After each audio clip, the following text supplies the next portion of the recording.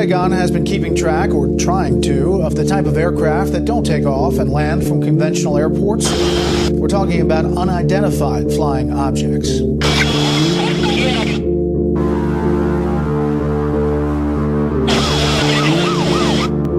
Pentagon now confirms the existence of a secretive UFO program tasked with investigating reports of unidentified flying objects.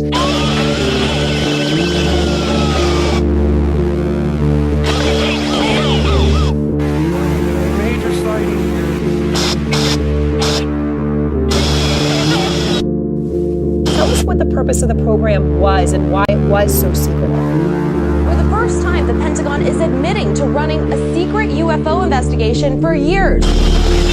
My personal belief is that there is very compelling evidence that we may not be alone, whatever that means.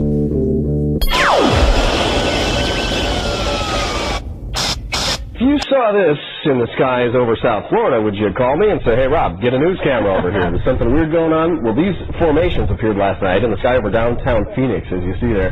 The same light formation appeared over parts of Arizona 10 years ago. Now, a movie was made on the formation of the lights, which was released a couple of weeks ago on DVD. But the Federal Aviation Administration says there's a simple answer to the mystery. They're military flares. Get another look at these lights. You can see them on CBS4.com. So nothing to worry about there. Nothing. Military flares. Invasion. Take a look at this. To this day, there are only 4 known videos that capture what happened in the sky over the Phoenix area on March 13th, 1997. Each one shows the same thing, a pattern of lights that blink on for a few minutes, then disappear from the night sky, but not from our memories. I was never a watcher for UFOs. I've never gone outside and looked at telescopes. Sue Watson knows those lights are only part of the story. It came over the hump of the mountain. Evidently, what we saw that night was one of the biggest and most reported UFOs ever.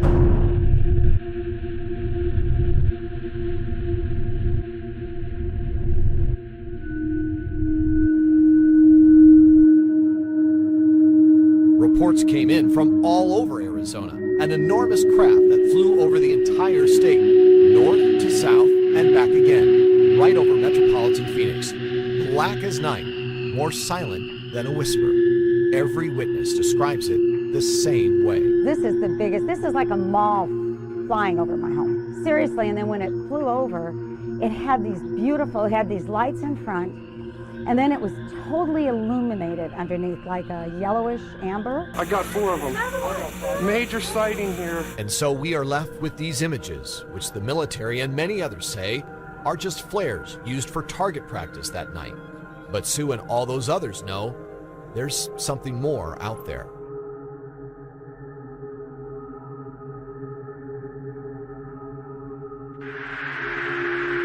Dude, this is fucking drone, bro. There's a whole fleet of them. Look on the ASA. My gosh. They're all going against the wind. The wind's 120 knots to the west. Look at that thing, dude.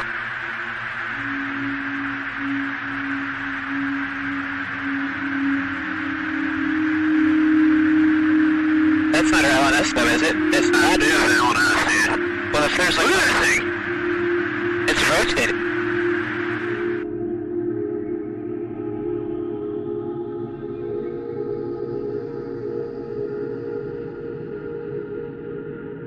Out front now, the former Pentagon military official who ran the covert government program up until this last November, Luis Elizondo. Luis, thank you so much for your time tonight. The purpose of the program, Advanced Aerospace Threat Identification Program, was really designed to do just that. From a national security perspective, identify those things that we see, whether we see them electro-optically, we see them with radar, we see them as eyewitness reports, through a myriad of different ways and avenues that we receive the information, and try to ascertain and determine if that information is a potential threat to national security, in a nutshell. So what did you find? Well, we found a lot.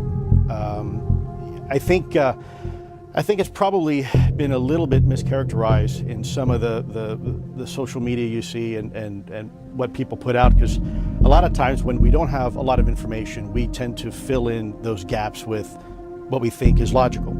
And there's still, by the way, a lot we really don't know. I think what's important is that we have identified some very, very interesting anomalous type of aircraft. Let's call them aircraft.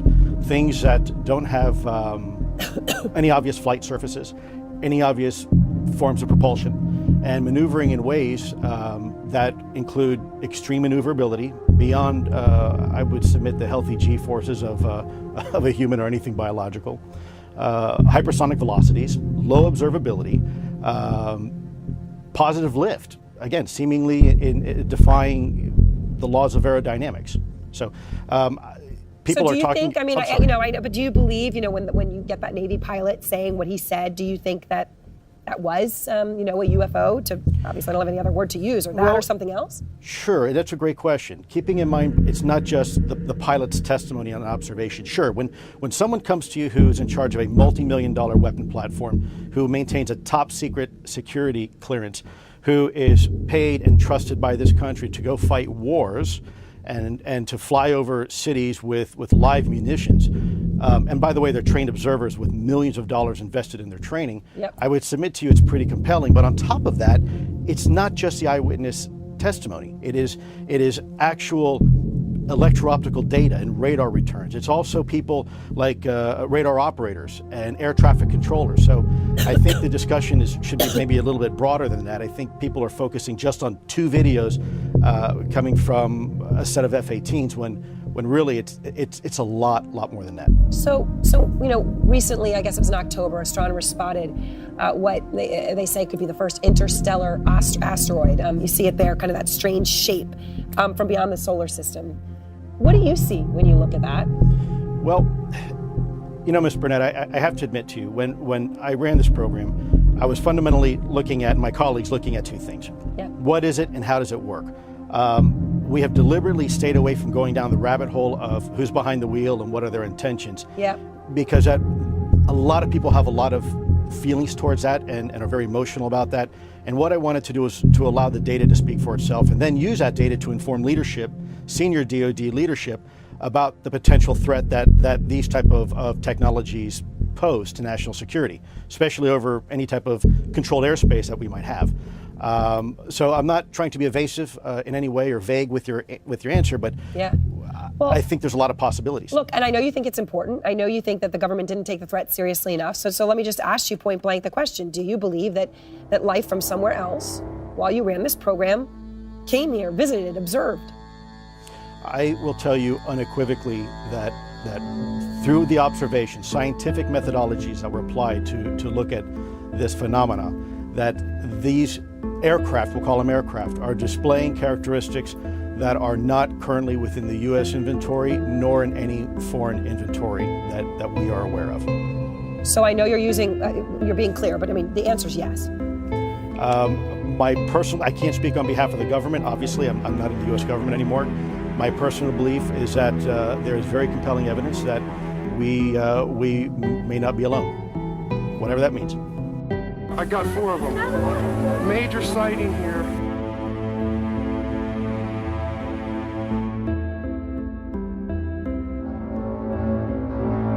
Can you believe it's been 17 years? Hard to believe, and it seems like each year something new emerges.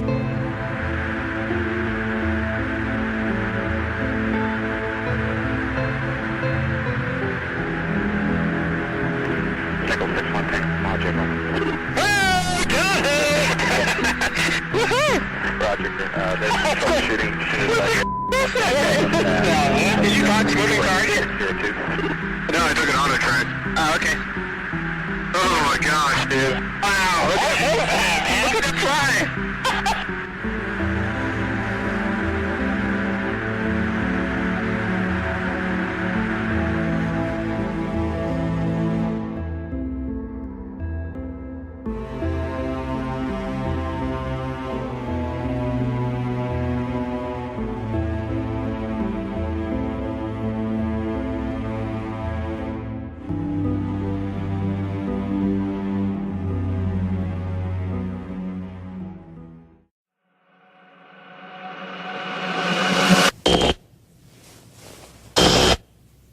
The Pentagon has been keeping track, or trying to, of the type of aircraft that don't take off and land from conventional airports.